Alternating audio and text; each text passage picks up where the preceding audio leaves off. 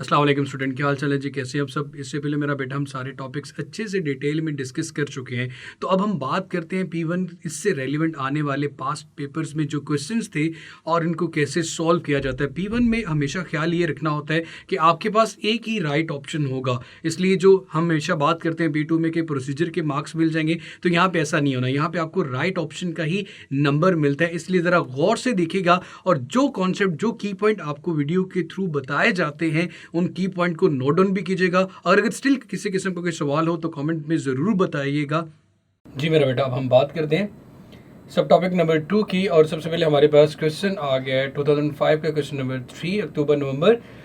What must change when the body is accelerating? क्या होना चाहिए जब बॉडी एक्सेलरेट करी? क्या सी चीज़, कौन सी चीज़ चेंज होनी? तो एक्सेलरेशन की डेफिनेशन हमें ये बताती है, इसका आंसर क्या होना चाहिए? चेंज इन वेलोसिटी को हम नाम देते हैं एक्सेलरेशन का। अगर वेलोसिटी में चेंज नहीं आ रहा तो एक्सेलरेशन भी नहीं होगा। So rate of change in velocity या change in velocity with respect to time.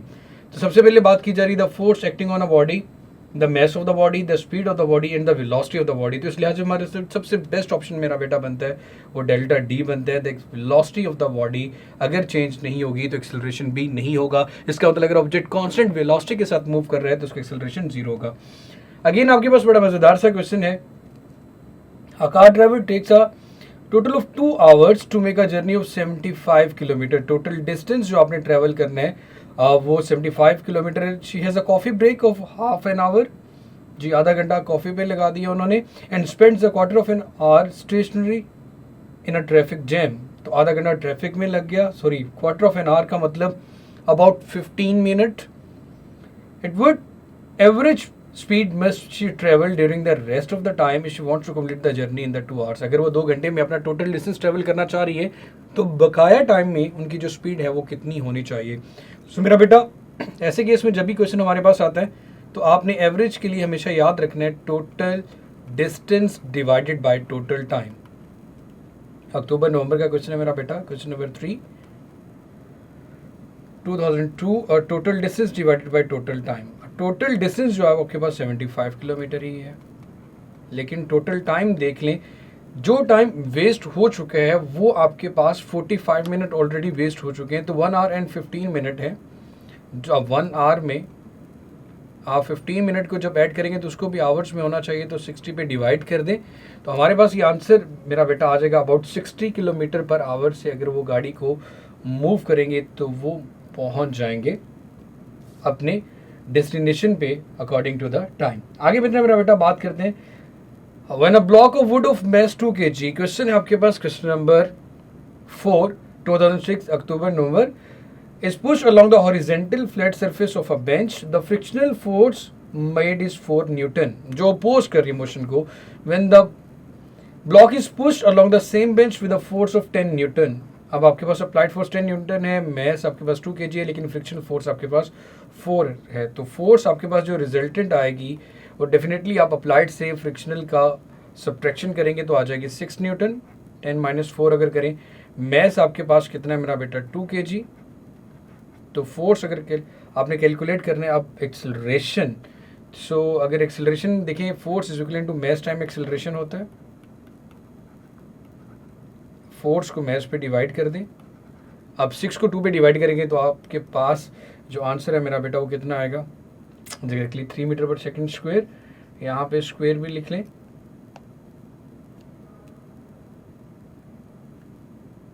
जी मेरा एक्सेलरेशन ऑफ 3 मीटर पर second square. So C is the best option. आगे बात करते हैं मेरा बेटा। An object is falling under the gravity with terminal velocity, what is happening at speed. तो मेरा बेटा स्पीड डेफिनेटली उसके मैग्नीट्यूड की बात की जा रही है तो वो भी कांस्टेंट रहेगा, उसमें भी कोई चेंज नहीं आएगा। तो हमारे पास इस लिहाज से जो सबसे बेस्ट ऑप्शन बनता है मेरा बेटा, it decreasing to a lower value, decreasing to zero, and increasing नहीं, इट इज स्टेइंग कांस्टेंट। और टर्मिनल वेलोसिटी में अगर एक्सेलरेशन की वैल्यू पूछी जाए तो एक्सेलरेशन उस वक्त मेरा बेटा जीरो होगा। ये हमारे जून में पेपर में पूछा गया क्वेश्चन नंबर 2 2003 की बात की जा रही है। आगे मेरा बेटा बात करते हैं which one the following defines acceleration. So we know very well change in velocity with respect to time is called acceleration. Change in velocity को जब टाइम पे डिवाइड करेंगे तो एक्सेलरेशन आएगा। पहला ऑप्शन ही हमें करेक्ट लग रहा है। सेकंड में स्पीड है, थर्ड में डिस्टेंस है, फिर डिस्टेंस आ रहा है, तो इस लिहाज से जो सबसे बेस्ट ऑप्शन है मेरा बेटा वो ए बनता है। आगे बात करते हैं A gas expands slowly and its temperature remain constant. What happens to the gas molecules? So expand करिए slowly लेकिन temperature they move further apart and their average speed decreases. ये ऑप्शन भी कुछ हद तक ठीक लग रही है मेरा बेटा. आगे देख लेते हैं कोई और स्टेटमेंट तो नहीं हमारे पास. They move further apart and their average speed increases. नहीं. They move further apart and their average speed remains unchanged. They say तो ए ही हमारे पास सबसे बेस्ट ऑप्शन होगा. नेक्स्ट बात करते हैं. A student made the speed of if the trolley at one instant the speed of the trolley is 1 meter per second and 2 seconds later the speed is 4 meter per second, velocity में change what is the acceleration? So आप करेंगे final minus initial divided by time. So 3 को 2 पे divide करें तो answer आना चाहिए 1.5. तो इस लिहाज से हमारे पास जो सबसे बेस्ट ऑप्शन बनता है मेरा बेटा वो 1.5 मीटर पर second square A is the best option आ जाएगा मेरा बेटा. आगे बात करते हैं. A car travels along a road. The driver stops the car by pushing his foot down on the brake pedal, but doesn't change if he pushes harder on the brake pedal. The brake distance, the brake forces, the stopping distance, ये सारी चीज़ें तो definitely change हो जाएंगी. Thinking distance में कोई फ़र्क नहीं पड़ेगा, आपने पहले ही सोचा हुआ था, लेकिन ब्रेक पे कितनी ज़ोर से अप्लाई कर रहे हैं इससे फ़र्क नहीं होता. Which vehicle has an acceleration of 5 metre पर सेकेंड स्क्वायर. तो आपने वेलोसिटी को टाइम पे डिवाइड करना और देखना है कि 5 आंसर आपको कहाँ पे मिलता है. 2.5 divided by 2 15 divided by 5 20 divided by 5 वो 4 50 डिवाइडेड बाई 10. तो इस लिहाज से हमारा जो सबसे फिर बेस्ट ऑप्शन है वो ये होगा. Motor bike when it speed changes from rest to 50 metre पर सेकेंड इन 10 सेकेंड. आप फार्मूला यूज़ कर सकते हैं.